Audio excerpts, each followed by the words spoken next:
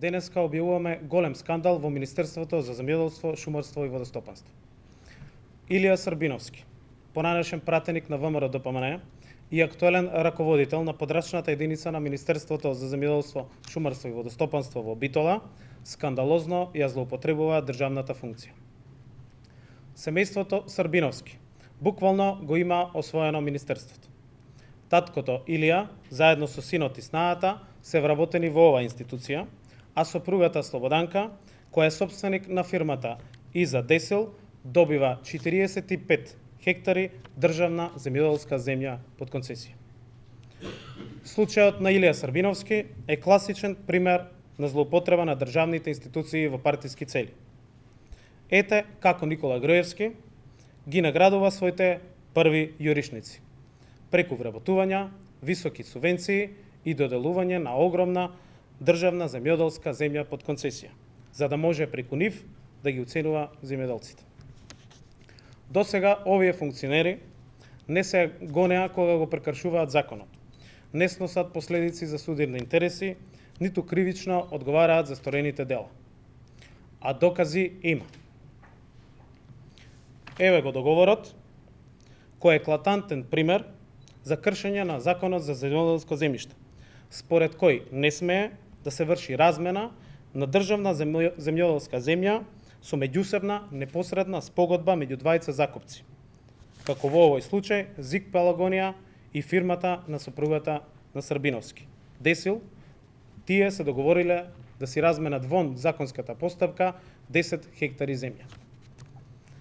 Случајот е дополнително спорен со тоа што овие 10 хектари претходно на барање на Србиновски како раководител на подрачната единица на Министерството во Битола, ЗИК Пелагонија ги враќа на државата како неплодни за пасишта на жителите на село Гнеотина.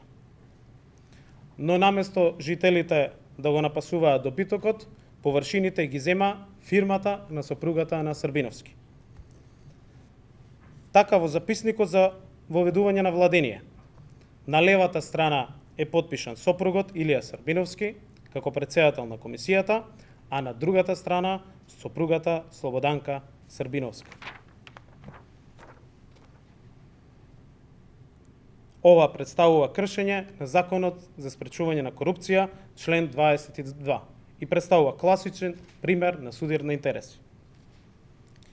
Дрскоста на раководителот на подрачната единица на Министерството во Битола, Илија Србиновски, само ја покажува моќта која му ја дават надредените, наместо истите да го санкционираат. Последните поплави во Пелагониско, Србиновски ги има искористено за злоупотреба на буџетските средства наменети за исплата на штети.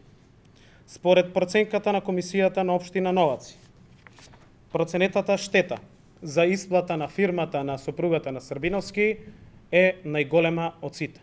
Близу 1.200.000 денари. Нема поголема проценка од ова. Но скандалозно е што според записникот од инспекторите на терен, овие површини се поплавени намерно, со рушење на заштитен насип на каналот од страна на Србиновски.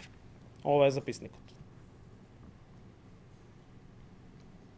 Освен неговите површини, за кои што има договор за закуп, тој узурпирал и други 10 хектари државна земјоделска земја.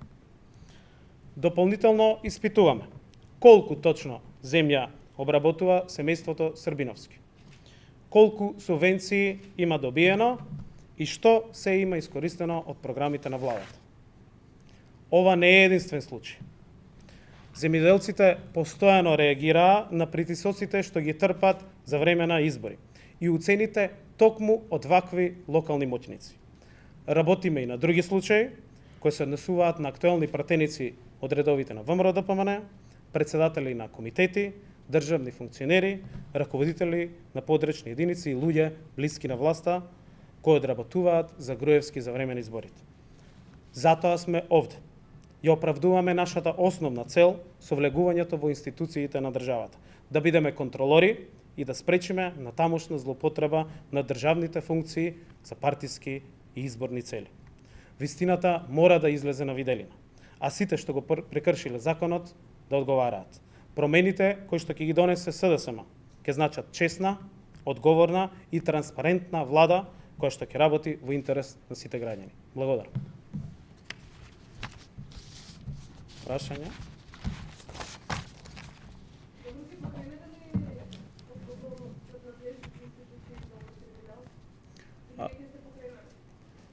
Сите законски механизми и инструменти што ни стојат на располагање ќе бидат искористени и ќе бидат покренени соодветни постапки.